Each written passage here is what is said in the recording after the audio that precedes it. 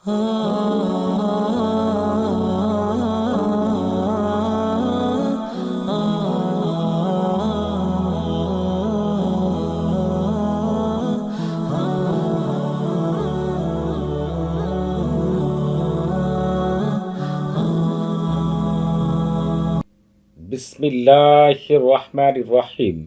আসসালামু আলাইকুম রহমতুল্লাহি বারাকাতুহু। আলহামদুলিল্লাহ ওয়াসসালাতু ওয়াসসালামু আলা রাসূলিল্লাহ। আজকে আমি আপনাদের মাঝে হাজির হয়েছি জিনের রাজা গাইলানের কন্যাকে দ্বারা দূরে থাকা স্বামী অথবা স্ত্রীকে সাথে সাথে হাজির করার 100% পরীক্ষিত সেরা শক্তিশালী বিশেষ একটি আমল নিয়ে। ইনি হচ্ছে জিনের মস্ত বড় একজন রাজা। ইনার বিশেষ ক্ষমতা আল্লাহ তাআলা ইনাকে দান করেছেন। তার একজন কন্যা রয়েছেন। তার স্বভাব হচ্ছে এই রকম যে সে নিজেও ঘুমায় না এবং যার উপরে সে দৃষ্টি করে সেই ব্যক্তিও রাতে ঘুমাতে পারে না।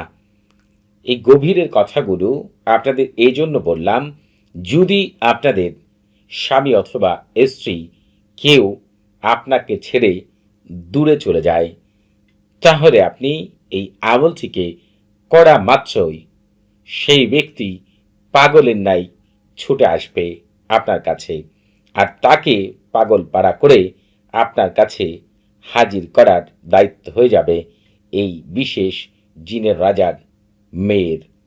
এটি যে কত শক্তিশালী আমল, যে সকল ভাই বোনেরা এই আমলটি করবেন চোখের পলকের মধ্যেই এত চমৎকার ফলাফল পাবেন, যা দেখে আপনি নিজেও অবাক হয়ে যাবেন। আর এই আমলটি সবাই করতে পারবেন। যার জন্য আমল করবেন সে যত দূরে থাক, দেশের বাইরেও থাকলেও সে পাগলের ন্যায় আপনার কাছে ছুটে আসবে, অথবা তৎক্ষণাৎ সে আপনার সাথে যোগাযোগ করতে বাধ্য হবে ইনশাআল্লাহ। এবং খুব তাড়াতাড়ি আপনাদের মাঝে একটি বিশেষ আমল দিয়ে আমি হাজির হব। যে সকল মা ও বোনদের স্বামী পরকীয়ায় লিপ্ত, তাদের পুরুষ আঙ্গকে এক অন্য নারীদের কাছ থেকে আটকে ফেলার বিশেষ আমল নিয়ে।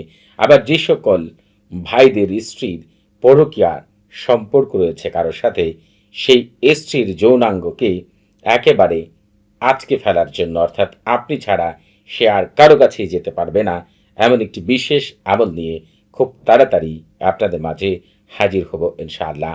আমলটি করার সাথে সাথেই আপনারা রেজাল্ট পেয়ে যাবেন ইনশাআল্লাহ। আপনাদেরকে বিশেষ জগতের আমলগুলো পাওয়ার জন্য আমাদের চ্যানেলটি অবশ্যই সাবস্ক্রাইব করে রাখবেন। এবং আপনারা আপনাদের সামনে যে লেখাগুলো আসতেছে প্রত্যেকটি লেখাকেই মনোযোগ সহকারে পড়বেন।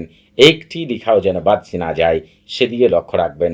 যদি এগুলো সঠিকভাবে পড়তে পারেন প্রত্যেকটি লেখাকে, এবং এগুলো মেনে যদি আমল করতে পারেন, যে আমল করবেন সেই আমল থেকেই 100% কামিয়াবি লাভ করবেন, এতে বিন্দু পরিমাণও সন্দেহ নেই।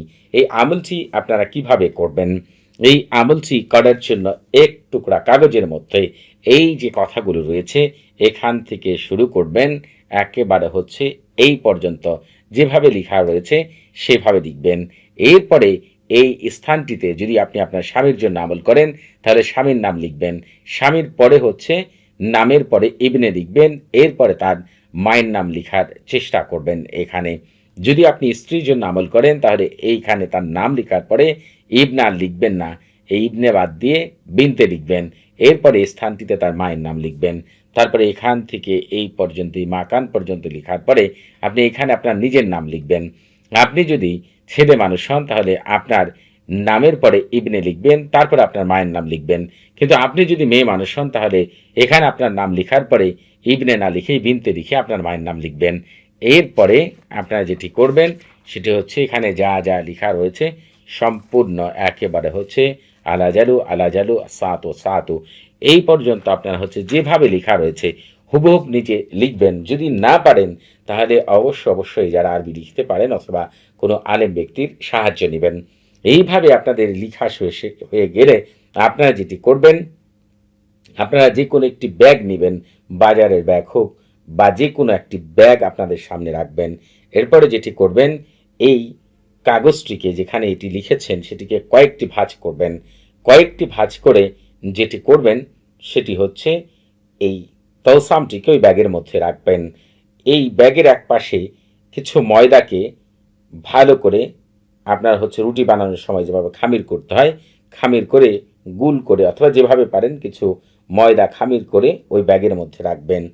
এবং তার এক পাশে আপনি যেটি করবেন সেটি হচ্ছে চেষ্টা করবেন যে কোনো একটি বিটল পোকা ওই ব্যাগের মধ্যে রাখার জন্য। যদি এটি সম্ভব না হয় তাহলে যে কোনো একটা তেলাপোকা, জ্যান্ত তেলাপোকা আপনারা যেভাবে পারেন ধরে ওই ব্যাগের ভিতরে দিয়ে ভালো করে বেঁধে, ব্যাগের মুখ ভালো করে বেঁধে ওই ব্যাগটিকে আপনার যে বাসা রয়েছে, বাসার যে পূর্ব পাশের দেয়াল রয়েছে সেই দেয়ালে আপনি ঝুলিয়ে রাখবেন।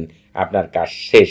তবে আপনারা এই আমলটি করার আগে অবশ্যই আপনারা এজাজত নিয়ে আমল করবেন। আপনারা যারা কমেন্টের মাধ্যমে এজাজত নিতে চান তারা নিজের নাম, বাবার নাম, মায়ের নাম, পূর্ণ ঠিকানা উল্লেখ করে রুচিশীল কমেন্ট করবেন। যারা কথা বলার মাধ্যমে এজাজত নিতে চান তারা সালাম বিনিময় করার পরে নিজের পূর্ণ পরিচয় উল্লেখ করে কি বিষয়ে এজাজত চান সেটি বলবেন। তবে আপনাদের বুঝতে কোনো প্রকার সমস্যা হলে, আপনাদের কোনো কিছু জানার থাকলে, কোনো কিছু বোঝার থাকলে প্রতি শুক্রবার এবং শনিবার সকাল 9টা থেকে রাত 11টা পর্যন্ত এই নাম্বারে কথা বলতে পারবেন। তবে নামাজের সময় নাম্বারটি বন্ধ থাকবে, সেদিকে খেয়াল রাখবেন। আপনারা যদি এটিকে পূর্ব দেয়ালে ঝুলিয়ে রাখেন, আপনি দেখবেন 24 ঘন্টার মধ্যেই সে পাগলপাড়া হয়ে যাবে আপনার কাছে ছুটে আসার জন্য, অথবা 24 ঘন্টার মধ্যেই আপনার সাথে যোগাযোগ করবেন ইনশাআল্লাহ। সবাই ভালো থাকবেন। আসসালামু আলাইকুম রহমতুল্লাহি আবরাকাতুহু।